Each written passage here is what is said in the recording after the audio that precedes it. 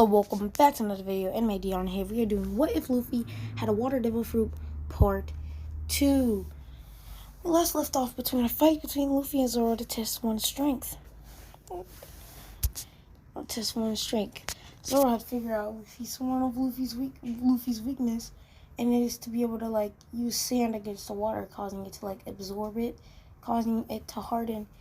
Luffy, causing him to harden up a bit. Not like that. Pause. But yeah. And causing him able to hit him. But, of course, it doesn't work for too long. And, also, I want to say something.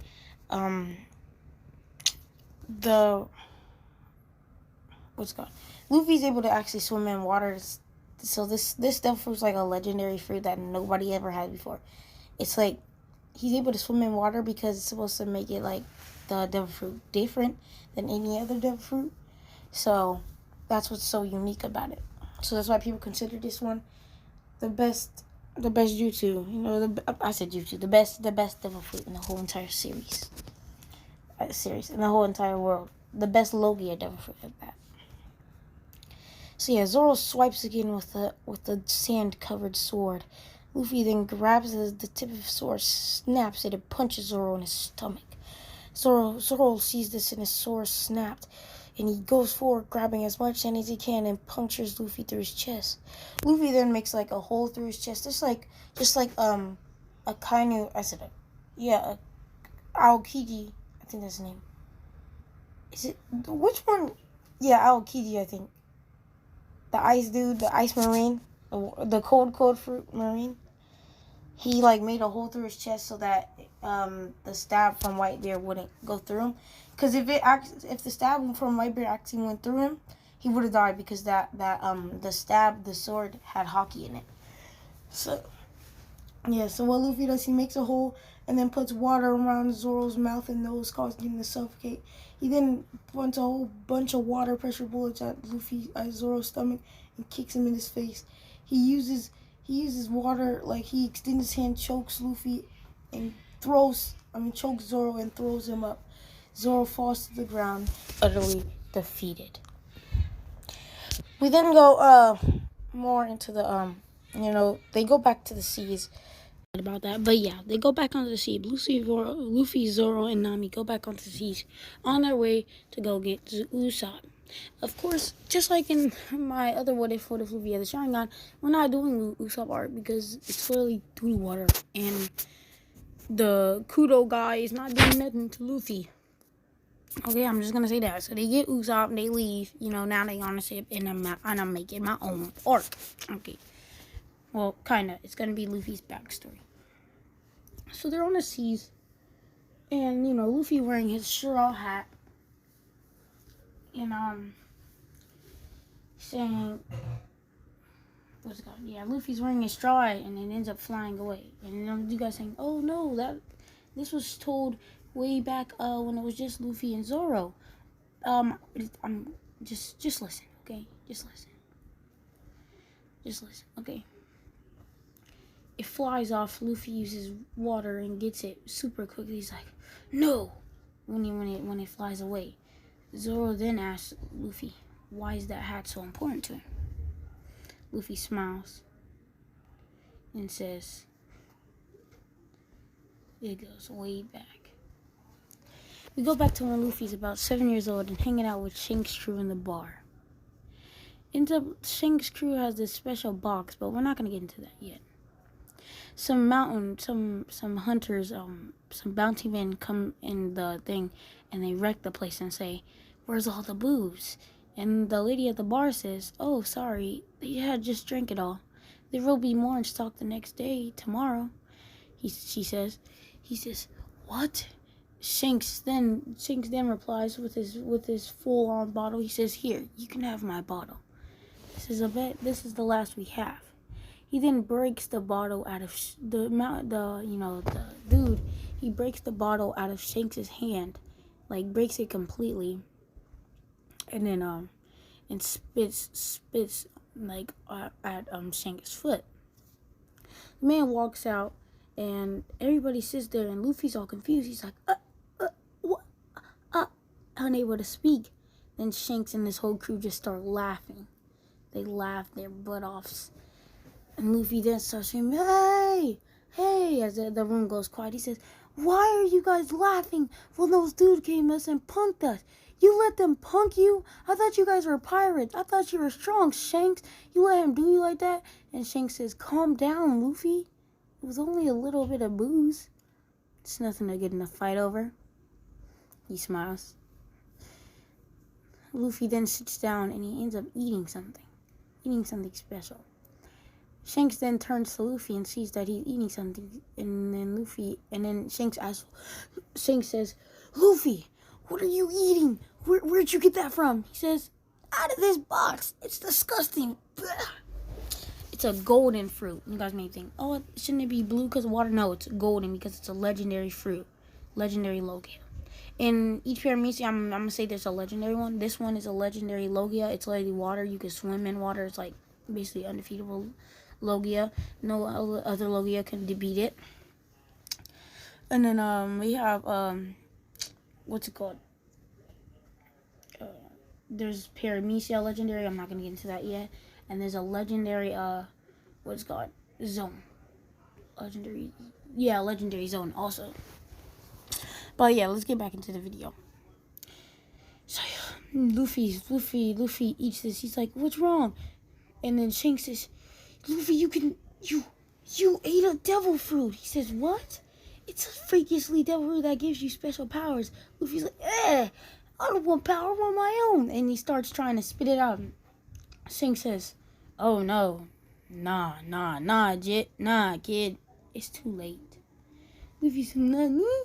And he just, his body, his like arms start turning into water as it goes on, and then he sprung back up, and then Luffy's like, help, Shanks, help me, Shanks, help me, Shanks, no, I'm just kidding, Shanks, help me, as he gets a little scared, and then yeah, Luffy then gets under control a bit. He gets a bit under control. And we fast forward to the next day. Shanks and the crew is back at the bar, but it turns out Luffy's not there. Boom! The doors burst open as the mayor then says, Luffy's been captured by those bandits again. I mean, Luffy's fighting those bandits, but I think you guys might want to come see this.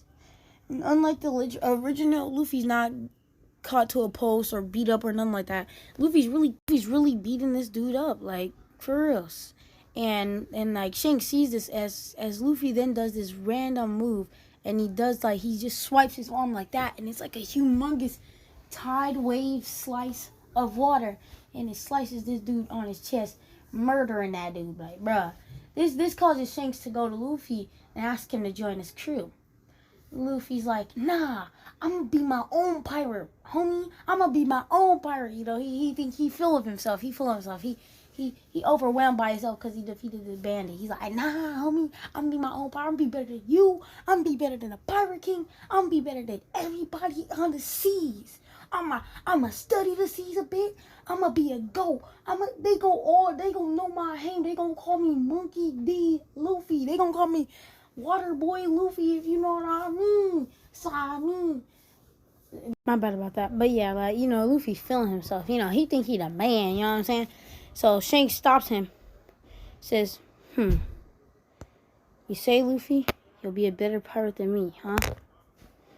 He takes the hat off of his head. And yeah, oh, you guys may be thinking, wait, does that mean Shanks has 2 arms? Yeah, he got 2 arms now. So yeah, he takes the hat off his head and he gives it to Luffy. And he tells Luffy, when you become a better pirate than me, see me again and give me this hat. As he puts it on his hand, Luffy then says, what? You're not staying? Shanks says, no, this is my final goodbye, boy. It's my final goodbye. No, I was kidding. It's my final goodbye, he says. Well, not final if you become a greater pirate than me, Luffy. He says. Luffy smiles and says, well, see you there. Says Luffy to Shanks. So he then comes back to this day, and Luffy then says to Zoro, says, well, that's what happened. Now, you know, I'm the strongest boy in the East Blue. Strongest of them all in the East Blue. Like, Zoro, when I tell you, you haven't seen my full power, you haven't seen it at all. He then jumps into the sea, because, yeah, he can swim, because it's a legendary fruit. Yeah, he can swim. He's in the sea. He's just vibing with the water, making giant, humongous waves, making the boat move faster. Yeah, you know what I'm saying? He being a goat like a goat would be. Just saying, you know what I'm saying? So, yeah. That's pretty much what's happening so far. And they get on the seas. And Luffy then goes, you know, what is that? Log Town, I suppose. I'm not doing that. I'm not doing Log Town, bro. Oh my gosh, I was so boring. The only good thing was introduction of Smelker and seeing Luffy's dad. And we didn't even know that was Luffy's dad when we first saw him. So, like, it's not that important. Well, it is pretty important, but it's not that good. So, we're going to speed run through all of East Blue. So, we're going to gather the people we have in East Blue. Because we know that, Alabasta is before Grand Line. So, the only difficult fight for Luffy before Grand Line would be, what's it called? What's his name? Crocodile. And it won't even be too difficult because Luffy's really a goat. Because Luffy's pretty much his only weakness. And you could say Crocodile is Luffy's weakness also. But at the same time, Luffy's more experienced with this fruit, you could say, because he's had it since he was 7 years old. And then I say, you haven't seen his true power. You haven't seen his full power. And none of his full power is coming out in the first part. And keep in mind, this is a legendary fruit, so there's going to be more tricks than you think there is. So, yeah. So, yeah, we speed run through all of Grand Line. I mean, all before Grand Line, you know, East Blue, stuff like that. So, we already have Luffy, Zoro, Nami, Usopp, Sanji, and Robin. Chopper too, right? I'm trying to think, hold up.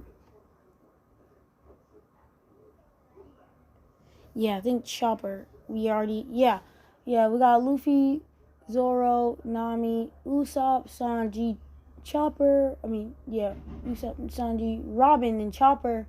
And then we go into Grand Line. Then after Grand Line, if you guys can hear that, my bad. It's a train by my house. So, after that, we get, Frankie in the Grand Line and Brook. But we haven't got Frankie and Brook yet. Yeah. So, we get to the Grand Line for you guys saying, oh, we missed so much. What about Mihawk versus Zoro? We're going to get into that. There's going to be more info on that, but I still want to be, just to let us know that we're in the Grand Line. Now we go back to the fight between Mihawk and Zoro and the whole thing that happened. The fight will be a bit different. Zoro, unlike in the original, only has 2 swords because one of his swords was broken by Luffy. He doesn't hate Luffy for it, but he actually respects Luffy for breaking his sword, making him stronger. He uses 2 swords for now, but when they get into the Grand Line, Luffy promises to find him a person who can make him the best sword ever. So, yeah. Zoro then fights Mihawk with only 2 swords, and yeah, we can get in this fight.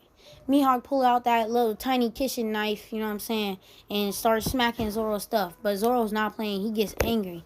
And when Zoro gets angry in this one, what if it's going to be different? He thinks back to him getting utterly defeated horribly by Luffy and just goes berserk. Like, his eyes turn pretty much black. It's like, you can't see his eyes. And it starts to have like a dim glow of red. And he charges forward towards, what's it called? He charges forward toward Mihawk and slashes that boy right in his legs and both of his legs, causing Mihawk to bring out his full-on Yoru. He brings out Yoru and then slashes and defeats Zoro pretty easily, just like that. You know, they have the whole clash where Zoro's on the ground with a giant scar on his chest. He's in the thing as Luffy then, you know, fends off Mihawk with his fruit. He takes Mihawk away, but Mihawk was able to do damage because of Yoru being a black blade. But he does fend off Mihawk for a bit because Mihawk knowing that he's not really going to be able to do much against Luffy. And there's a reason why, because it's a legendary fruit, but I'm not explaining that yet until, you know, some stuff in the Grand Line, of course. So, Zoro promises to Luffy that he'll never lose again, and be and will become the strongest, the greatest swordsman. You know, and so. They get to the Grand Line, and it's about time for you know, we're in the Grand, well, whatever. We're in the Grand Line. Yeah, we met Laboon, but I don't really care for Laboon that much. And I know it's like Brook's future dream to find Laboon. That's what he wants to do, is to find Laboon, but we're not really going to get into that now. And so, yeah, we met Laboon, and we know what's up with Laboon and about how one of his crewmates left him and stuff like that. Yada, yada, yada.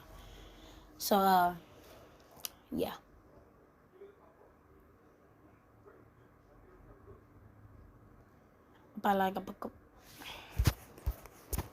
I apologize for that, but, yeah, for this, what about Sky Island? Not important. I don't care, okay? Anything before Grand Line is not a challenge whatsoever, okay? For Luffy, it's not gonna be interesting, because because he really wiping anybody out, even Enel, for you guys saying, oh, but he's not made of rubber. No, he's made of water. Oh, you guys may be like, oh, but in Pokemon, electricity affects water a lot. No, not in this One Piece generation. I'm telling you, he can use the lightning against this boy. He can use lightning to make himself stronger. He can absorb lightning with the water, like electricity. It's simple. And he could just make this dude just make a tsunami. Bro's not able to swim. Simple as that.